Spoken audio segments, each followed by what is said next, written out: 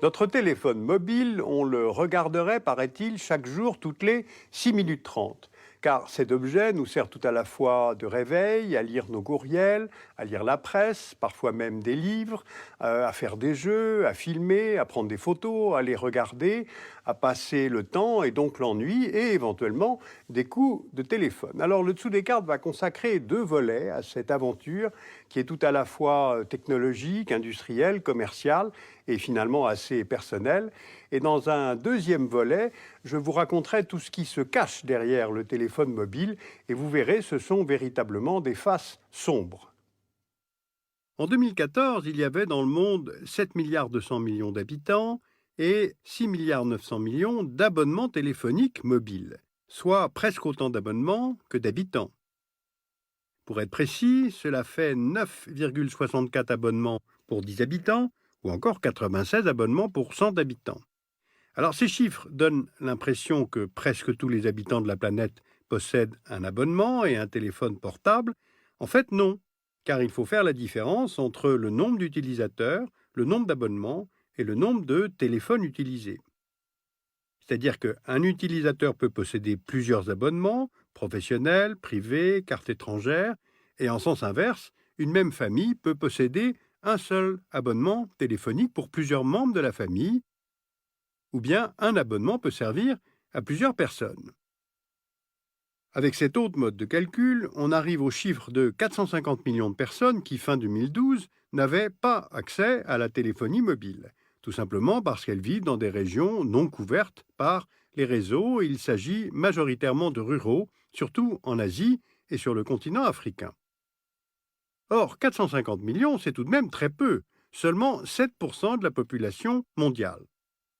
Maintenant, suivons l'évolution du nombre d'abonnements à la téléphonie mobile ces 15 dernières années. En 2001, il y avait près d'1 milliard d'abonnements dans le monde, 47 abonnements pour 100 habitants dans les pays dits développés et 8 dans les pays dits en développement.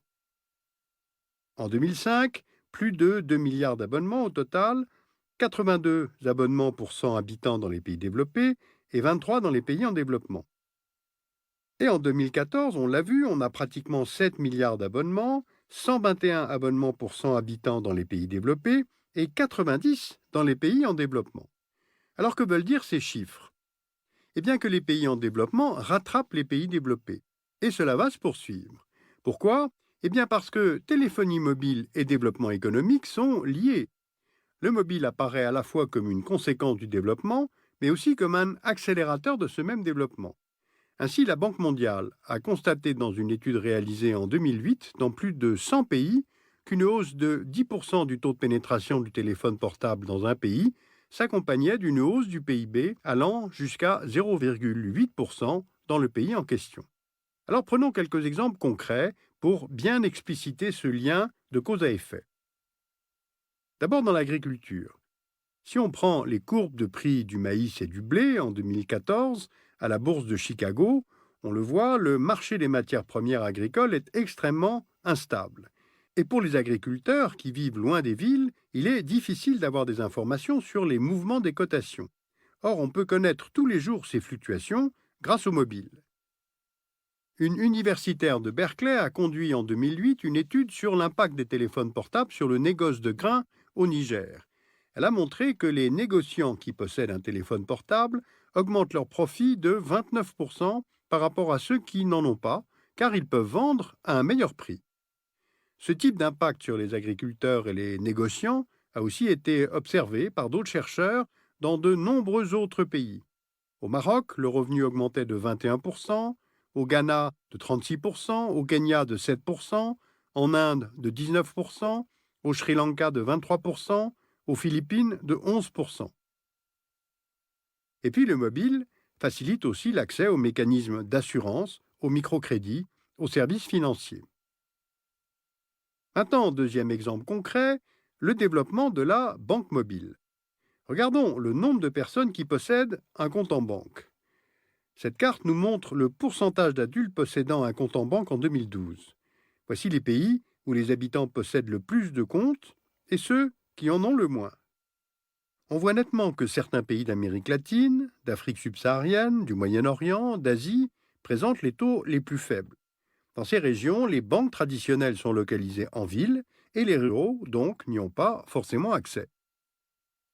Or, ces dernières années, le paiement par mobile s'est fortement développé. Il permet de transférer de l'argent de mobile à mobile, d'effectuer un achat ou de réaliser des dépôts et des retraits. Regardez ce graphique. En 2001, 2 pays dans le monde utilisaient une application de paiement mobile. En 2006, 9 pays. Et en 2011, 74 pays. Et aujourd'hui, dans le monde, 80% des transactions via le mobile ont lieu en Afrique subsaharienne. Parmi ces services de paiement, il y a le service Orange Money proposé par le groupe Orange dans les 13 pays que vous voyez ici. En Ouganda, au Kenya, en Tanzanie, à Madagascar, il existe plus de comptes mobiles que de comptes bancaires. Enfin, troisième facteur de développement, le téléphone mobile est en lui-même une banque d'informations et de données. Regardez par exemple dans l'éducation. L'UNESCO estime qu'il manque plus d'1 million de professeurs en Afrique pour atteindre l'objectif d'éducation primaire universelle fixé par les objectifs du millénaire pour le développement. Or là encore, de multiples applications se sont développées dans le domaine de l'éducation, essayant de pallier ce déficit. L'appli Momat, disponible au Sénégal, au Nigeria, en Tanzanie, en Afrique du Sud, c'est un service dédié aux mathématiques. Il propose des exercices, de la théorie, une préparation aux examens. Ou encore Eneza Education, développé en 2011 au Kenya, en collaboration avec le ministère de l'Éducation du pays. Il propose des questions par SMS sur différentes matières scolaires.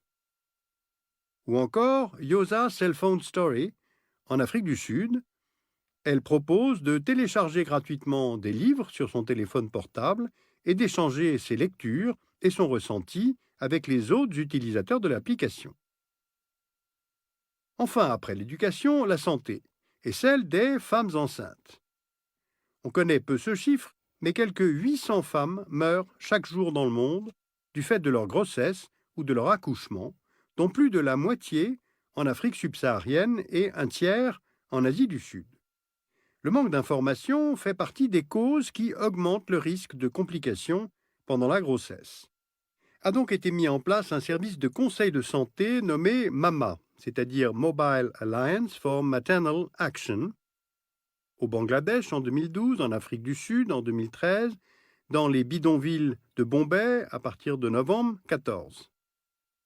Et ce service envoie aux futures mamans ou aux jeunes mamans 2 ou 3 messages par semaine sous la forme de SMS ou de mini-messages vocaux de 60 secondes, et ils contiennent des conseils de santé, des encouragements, afin de réduire les risques d'erreurs ou d'accidents. Et ce programme MAMA, uniquement par mobile, gratuit, se développe rapidement. En novembre 2014, il y avait près de 1 200 000 abonnés à ce service au Bangladesh et près de 650 000 en Afrique du Sud, et il est appelé à pénétrer dans d'autres pays. Enfin, la téléphonie mobile peut servir de système d'alerte. Prenons l'exemple de l'épidémie d'Ebola qui s'est déclarée en Guinée fin 2013 et s'est étendue en Sierra Leone et au Libéria. Ce virus est très contagieux. Au 21 janvier 2015, on dénombrait plus de 8 500 morts dans ces 3 pays, mais aussi au Mali, au Nigeria et aux États-Unis.